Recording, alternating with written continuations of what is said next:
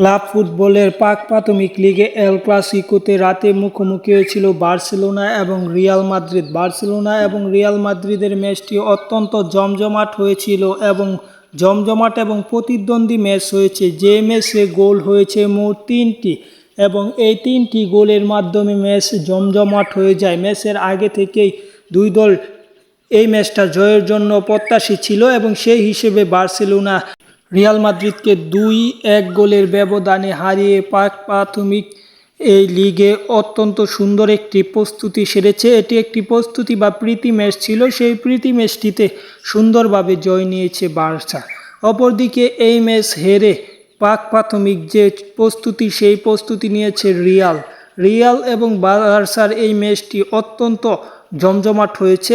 এই ম্যাচে কেউ কাউকে ছেড়ে কথা বলেনি। 5 পজিশন শট যে জায়গায় বলেন, দুই দল সমানে সমানে থেকেই এই ম্যাচটি শেষ করেছে।